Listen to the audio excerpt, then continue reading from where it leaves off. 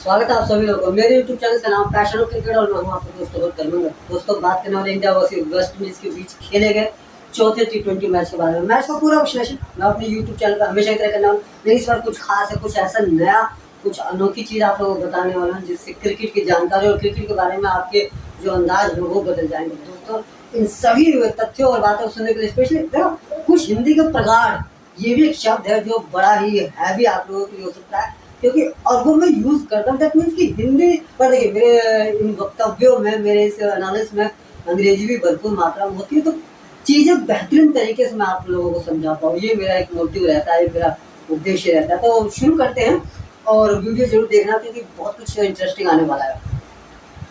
India श्रृंखला में 2-1 से पिछड़ रही थी और ये सबसे बड़ी बात थी कि इंडियन टीम की जो बैटिंग अटैक थी वो एक क्रिटिसाइज हो रही थी। उसको ओपनर्स से लेके मिडिल ऑर्डर तक एक हार्दिक पांड्या स्पेशली और Tilak Varma one of the most relevant और रिलायबल प्लेयर, अगर मैं कहूँ तिलक वर्मा को छोड़ दिया जाए तो नन अदर देन कोई भी एक ऐसा बल्लेबाज नहीं दिखाई दिया था भारतीय टीम में जो वेस्ट इंडीज की इस गेंदबाजी के आगे अपने आप को स्टैब्लिश कर पा रहा था, अपने आप को स्थापित कर पा रहा था। हम सभी जानते हैं वेस्ट इंडीज की गेंदबाजी में वो पैन अप नहीं है, पर हाँ वेस्ट इंडीज की ये टीम बाहर की टीम से बहुत ज़्यादा सक्षम है, स्पेशली गेंदबाजी यूनिट जो है बहुत ज़्यादा सक्षम है। और इन्हीं सभी चीज़ों पर एक ये वीडियो जो बनी है आप लोगों के लिए, क्योंकि किस तरीके से मेरा नज़रिया था वेस्ट इंडीज़ की गेंदबाजी के बारे में और क्या फिर वो चेंजेस हुए इस मैच ने, क्या बदलाव दिए मुझे स्पेशली, क्योंकि जो मेरा नज़रिया था आप लोगों ने अब तक की वीडियो में देखा होगा मोस्ट ऑफ द टाइम मैं वेस्ट इंडीज़ बॉलिंग अटैक के लिए काफ़ी ज़्यादा अग्रेसिव रहा हूँ। भारतीय बॉलिंग अटैक उसके ऊपर से भारतीय बल्लेबाजी, तो ये सब चीज़ें बदली, लेकिन क्या वाकई में मेरे देखने का नज़रिया बदल गया या एक मैच के विनिंग ने मुझे बदला? आई थिंक मैं तथ्यों में बात करता हूँ और वो तथ्य आप लोगों के सामने रखूँगा। फ्लोरिडा अमेरिका में जो मैचेस कराने की जो ये एक अभियान शुरू हुआ, स्पेशली वेस्ट इंडीज़ के अंदर जो मैचेस होते हैं वो नियर बाय अमेरिका और जरूर 2-3 मैचेस कराए जाते हैं और अच्छी मूव है बीसीसीआई या West Indies cricket board specially ICC की, और thanks force to American government जो वहाँ क्रिकेट को स्टैब्लिश करना चाहती है। तो बात क्रिकेट की हो जाएगी, काफ़ी कुछ इधर उधर की होगी। वेस्ट इंडीज़ ने टॉस जीत के पहले बल्लेबाजी करने का फैसला किया और जिस तरीके से शाहिन हॉप और ब्रेंडन किंग के साथ कैली मार्श ने अपनी शुरुआत करी और जिस तरीके से पहला ओवर अक्षर पटेल में कैली मार्श ने जो बैटिंग करी। लेकिन एक चीज़ मैं कहना चाहूँगा इस पिच के बारे में, जो सुना गया था, जो अब तक देखा गया था, समझा गया था, वो ये था कि बल्लेबाजी से भरपूर है, रन बहुत है, सपाट विकेट थी, पाटा विकेट थी, गेंद को कोई मूवमेंट नहीं थी, लेकिन उस पर जिस तरीके से आपने पूरी वेस्ट इंडीज की अगर बल्लेबाजी देखी हो, Shaheen hop middle of his inning अपने पारी की मध्य में वो एक उत्कृष्ट पारी खेलते हुए नजर आए, लेकिन उससे पहले आई थिंक ये जो कैली मार्श, ब्रेंडन किंग आपका उसके बाद Nicholas Pooran, Rovman Powell, this all are तू चल मैं आया कि एक रणनीति पर फोकस कर रहे हैं। तो वो समझ में नहीं आता कि स्पेशली जब जिस तरीके से उन्होंने कैली मार्श ने आपका अक्षर पटेल के ओवर में 14 रन निकाले और वो ताबड़तोड़ थे, लेकिन उसमें रिस्क कितना था। आप हर एक गेंद को आप मतलब जैसे कि कितने दिनों से भूखे पड़े हो और सामने लजीज खाना है, बस उसको टूट पड़ना, ये नहीं देखना किस खाने को किस तरीके से खाना चाहिए।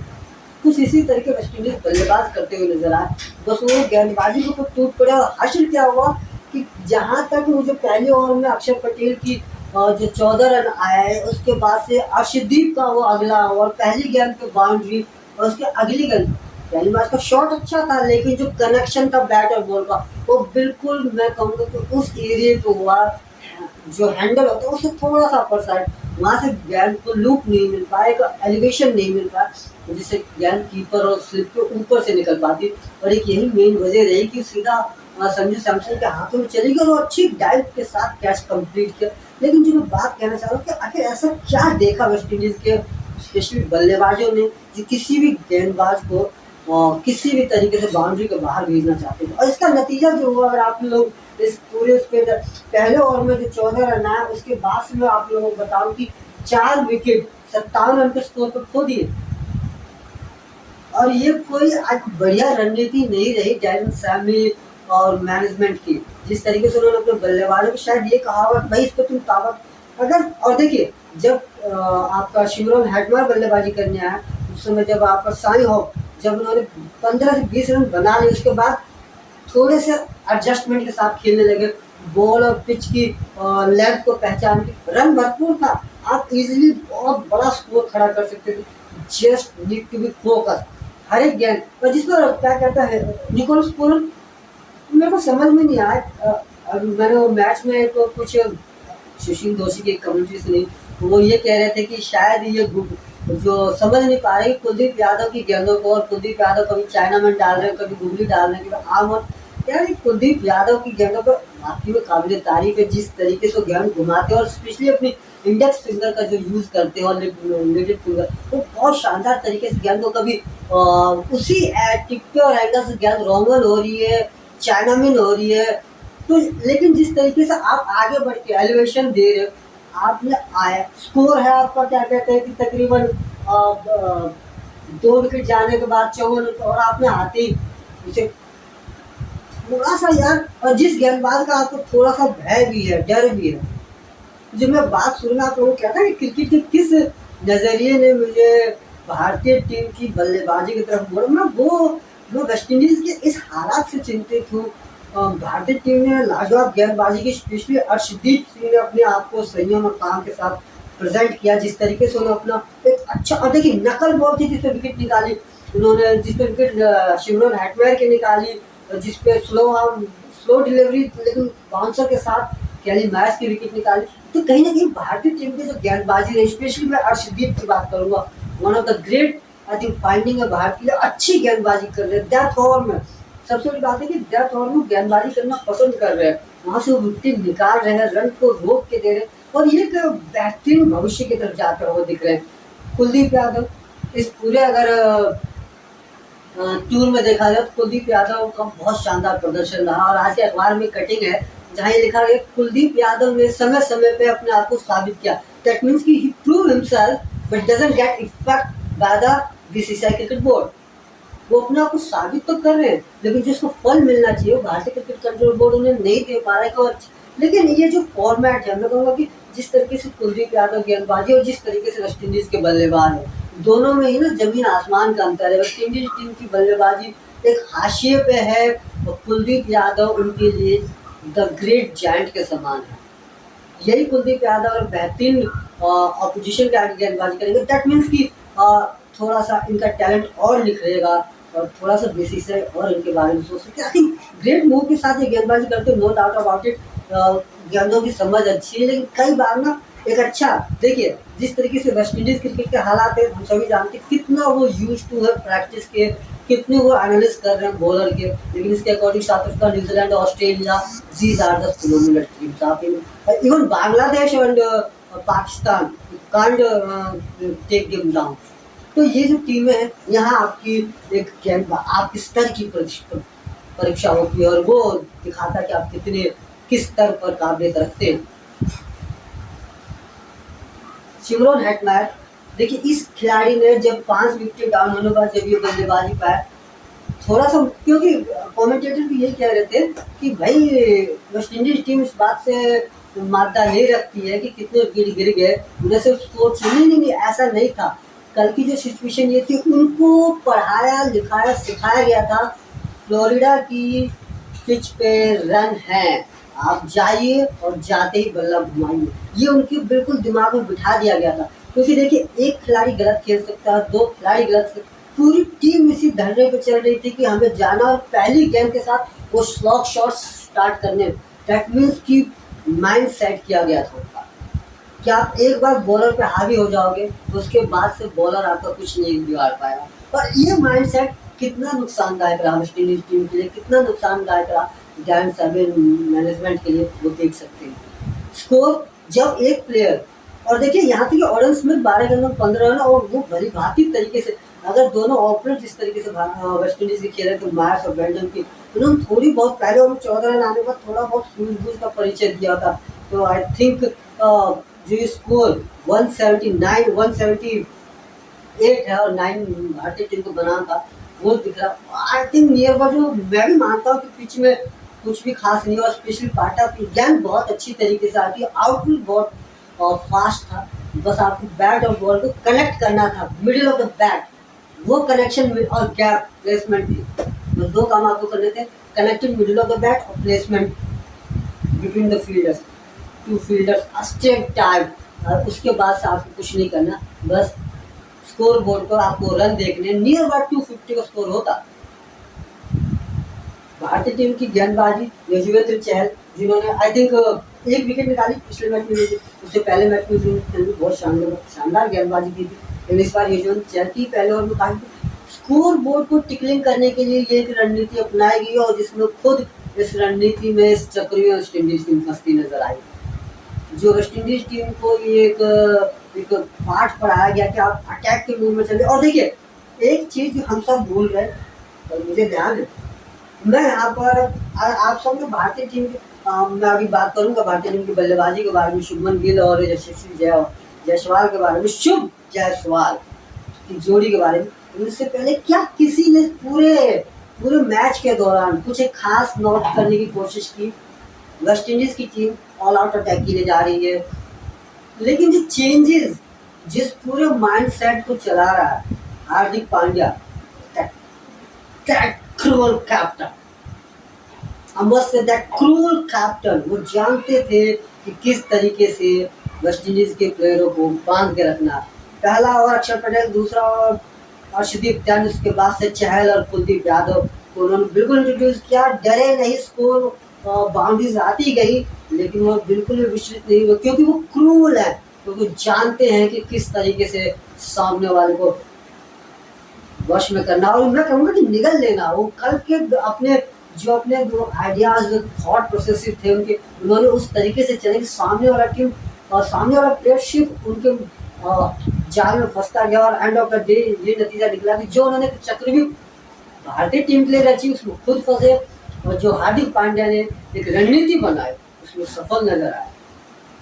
स्पिन अक्षर, चहल, कुलदीप, दैट ऑल उन्होंने मिला। अक्षर 4 ओवर में 1 विकेट, लेकिन जो ब्रेक थ्रू दिलाना था, और चहल 4 में 36 1 विकेट, कुलदीप 4 में 26 2 wicket, then Hardik Pandya 1 over 14 run, Mukesh Kumar 3 over में 25 रन 1 विकेट।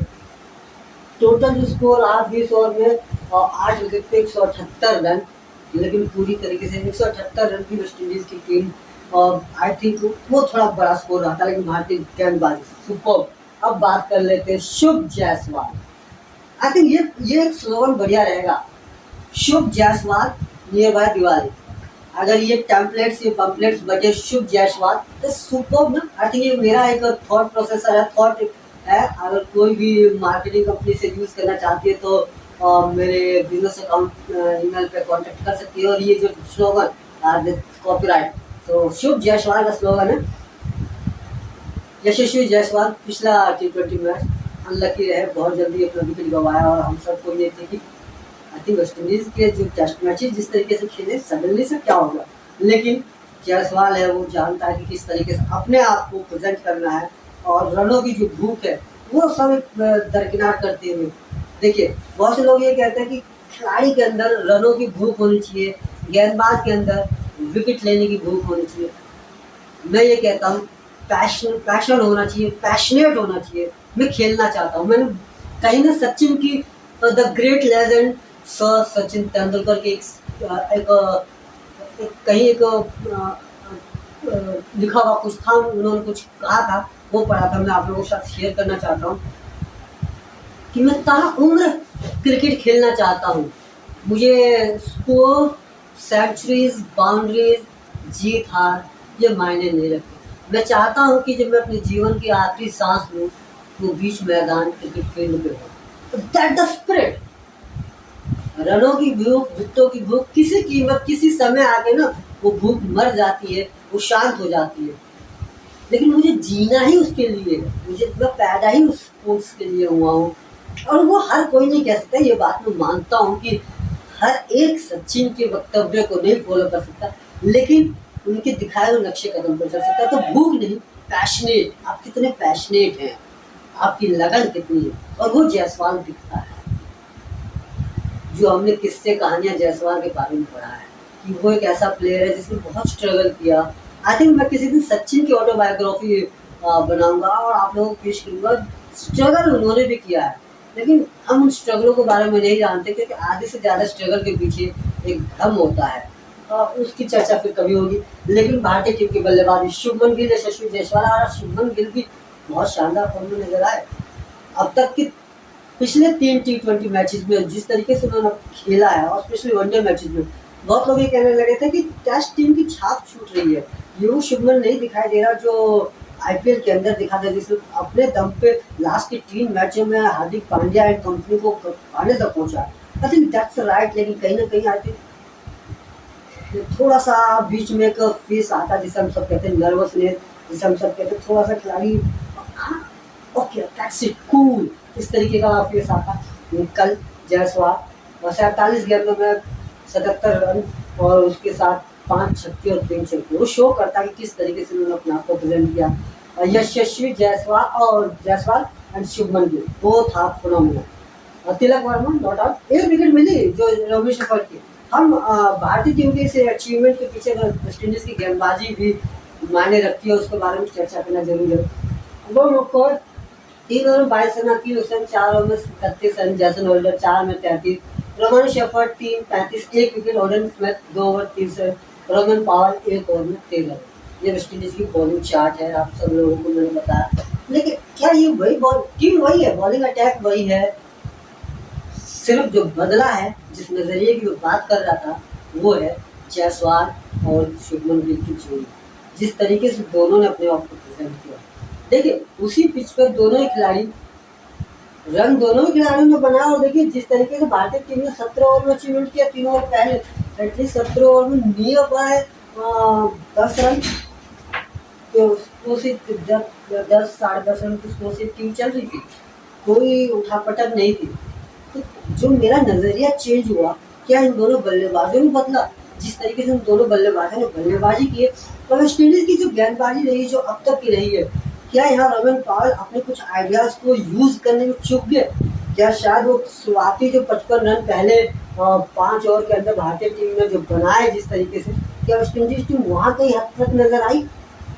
इस पार्टनरशिप में, पहले पावर प्ले के पार्टनरशिप वेस्ट इंडीज टीम के मनोबल को तोड़ दिया, शायद ऐसा ही कुछ हुआ है। लेकिन आई थिंक जो गेंदबाजी एनालिस्ट अगर मैं करता हूँ, रोमन पावल यहाँ चूक कर गए, वो है ऑरेन स्मिथ की गेंदबाजी। मैंने ऑरेन स्मिथ को बहुत नज़दीकी से परखा है, उनकी गेंदबाजी को एनालिस किया। वो एक ऐसे गेंदबाज है जो आपको यूज तरीके से विकेट दिलाते हैं, उस स्टेज पर विकेट दिलाते हैं जब पार्टनरशिप बिल्डअप हो रही होती है। और अकील हुसैन का जो एक ओवर, जो अब तक देखिए हमें समय के साथ चीज़ें बदलने की ज़रूरत है। कभी कभी 3 ओवर अकील के बेहतरीन तरीके से चल रहे थे, लेकिन सडनली से चौथे ओवर में ब्रेक थ्रू लगाया जा सकता था।